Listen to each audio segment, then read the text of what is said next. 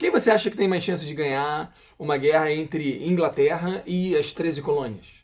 Bom, lembrando que as 13 colônias acabaram de formar um exército. Era no segundo Congresso Continental que oficializa-se a criação de um exército americano. O general é o George Washington.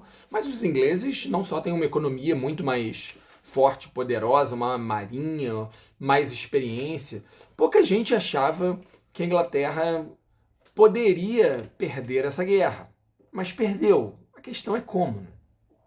Os problemas ingleses eram vários. O primeiro deles era assim, não havia uma capital. Porque quando você faz uma guerra, tem algumas exceções, mas de uma maneira geral, sobretudo nessa época, tem uma guerra, você vai para a capital. Se você toma a capital, se você toma o centro do poder, você dali conquista todo o resto. Você derruba o governo inimigo e pronto. E grande parte do trabalho foi feito. Mas onde é o governo mesmo das 13 colônias? Você tem 13 colônias. Então, não tinha um alvo muito claro para onde os ingleses pudessem se concentrar e, uma vez tomado, acabar a guerra. Então, os ingleses não sabiam muito bem aonde colocar sua força, né? Onde é o lugar principal? É Boston? É alguma colônia do norte? É do sul? É a Virgínia? É a região do George Washington? Onde é? Então os ingleses tinham uma certa dificuldade de decidir a sua estratégia pela falta de uma capital, de um centro político.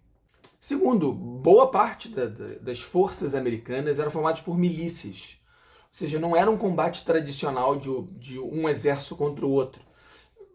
A toda hora o exército inglês tinha que lidar com pequenos ataques ou pequenas ações formadas por milícias americanas. Tinha até uma expressão que eles usavam, que era os Minutemen, os homens minuto, porque rapidamente eles apareciam e tal, e faziam ataques pontuais e recuavam. Então era difícil você ter uma vitória contundente no caso da Inglaterra, porque eles eram muito dispersos, né, as forças americanas.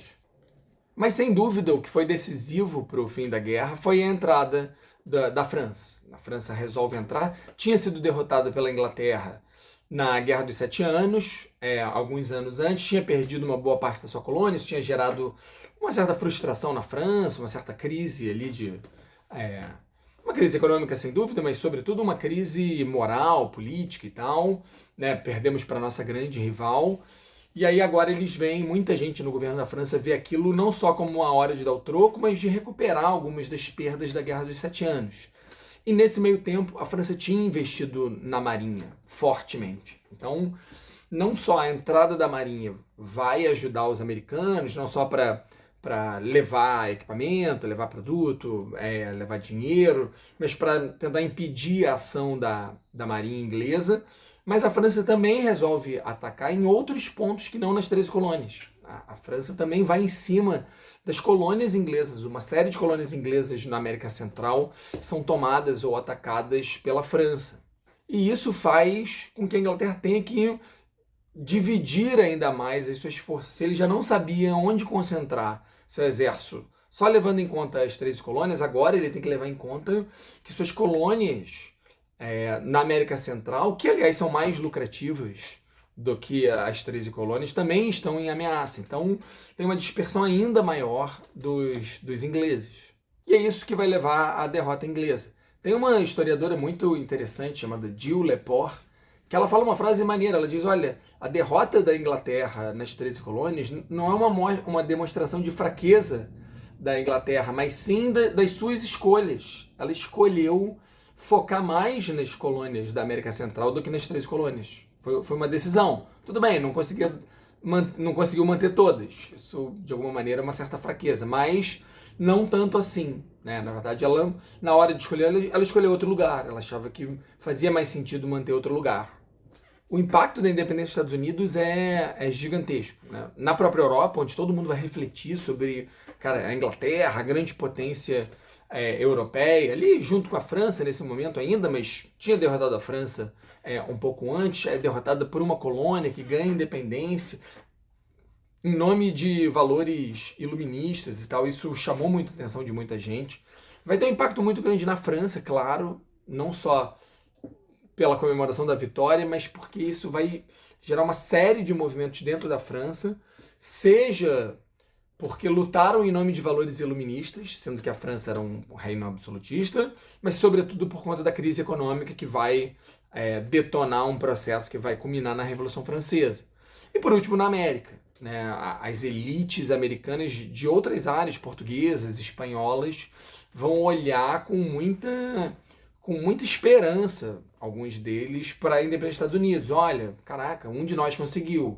Por que não a gente também? Né? Não à toa, você vai ter a Inconfidência Mineira, ela é abertamente inspirada, influenciada pela independência dos Estados Unidos. Nos Estados Unidos, é claro, a vitória foi muito celebrada quando as últimas tropas inglesas se retiram.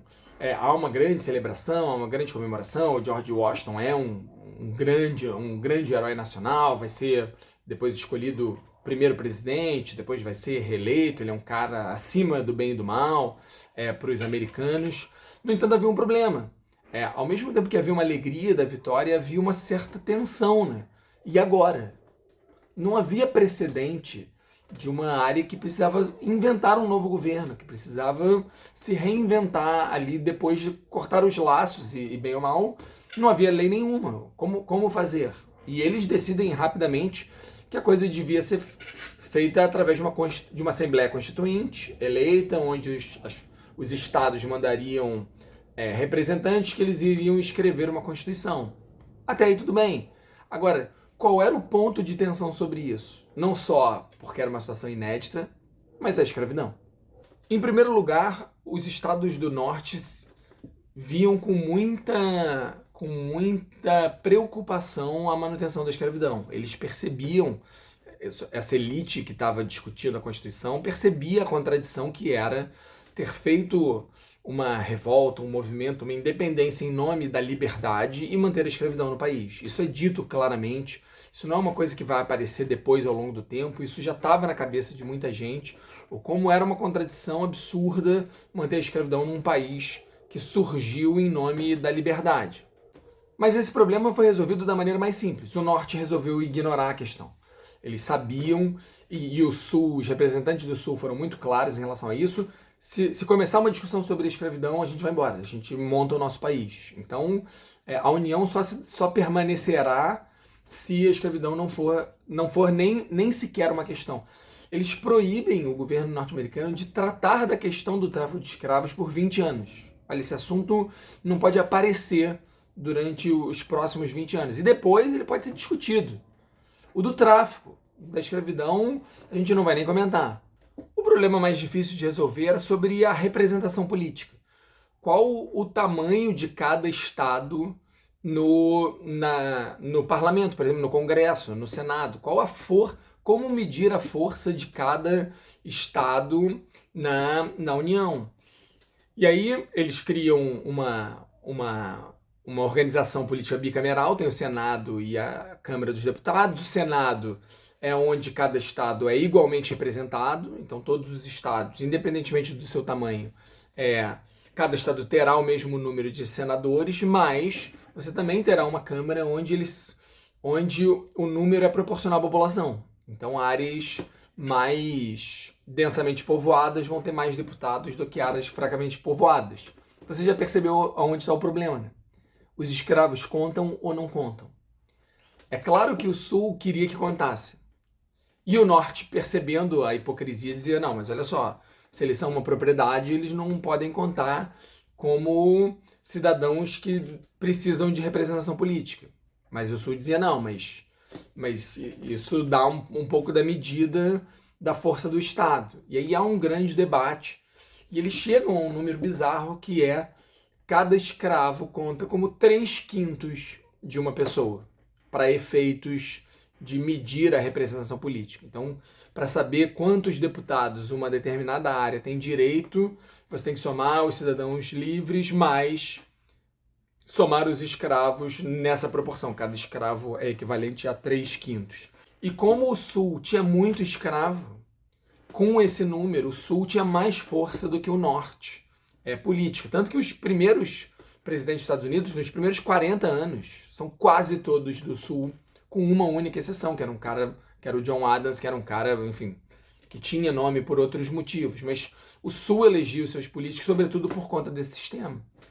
Mas à medida que o século XIX for avançando e as populações do Norte, as áreas do Norte começarem a se tornar mais densamente povoadas, essa relação vai inverter e esse problema vai voltar. Mas esse é um outro assunto.